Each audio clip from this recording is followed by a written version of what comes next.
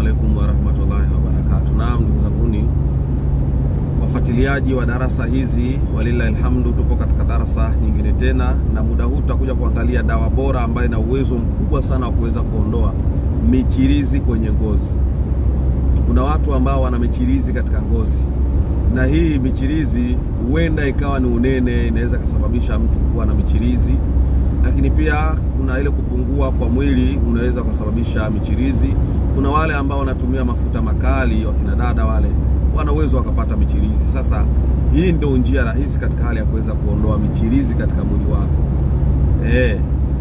Usikae tu na michirizi utafika kama vile ramani ya Tanzania bana au ramani ya Omani. Usikae na michirizi kama hivyo. Kwa hiyo inshallah tega masikio katika hali ya kuweza kunisikiliza kwa uzuri na kwa undani zaidi, uweze kuondoa michirizi katika mwili wako. Vitu ambavyo utakavyotafuta ili uweze kuondoa michirizi ni hivi vitu vifuatavyo. Kwanza, tafuta mafuta ya nazi. Mafuta ya nazi yasiwe yale ambayo yalopita kiwandani. Hapana, yawe mafuta ya nazi aidha umetengeneza mwenyewe au umeenda kununua kwa mtu ambaye ametengeneza kiasili. Hata wewe mwenyewe unaweza kutengeneza haya mafuta ya nazi. Mafuta ya nazi unatengenezaje? Unaweza ukakamua na ukakata nazi yako, ukaianika juani, ikakauka kabisa, alafu ukaiweka kwenye moto.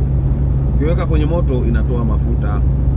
Ikitoa mafuta, yale mafuta yake yale ndio utatumia, ndio haswa yatakuwa bora kabisa.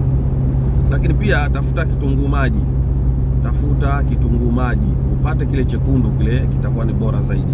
Lakini tatu, tafuta sukari.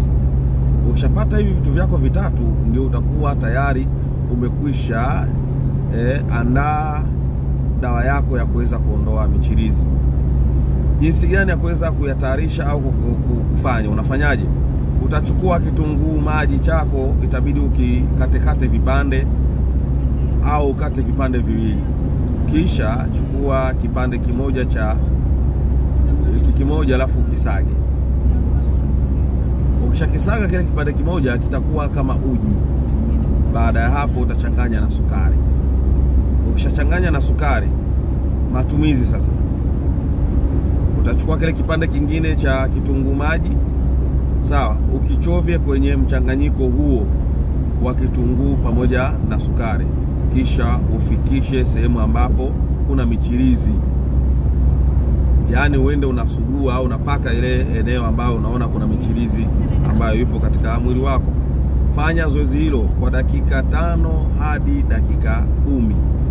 Baada ya hapo utaacha mpaka hali ya kuwa kumekauka. Pakishakauka sasa, baada ya kukauka sehemu hiyo utaosha kwa maji ya kawaida. Baada ya hapo utapaka mafuta ya nazi. Ukishapokuwa umepaka mafuta ya nazi, fanya zoezi hili kila siku mara moja hadi utakapopata matokeo mazuri. Unaweza kutumia hadi siku 14. Kwa uwezo wake Allah subhanahu wa ta'ala, michirizi hiyo itakuwa ni yenye kuondoka. Hiyo ichukue, ulikuwa hauna. Kama ulikuwa hauna, ichukue. Kama ulikuwa nayo, basi tumia. Walillahi alhamdu. Assalamu alaikum wa rahmatullahi wa barakatuh.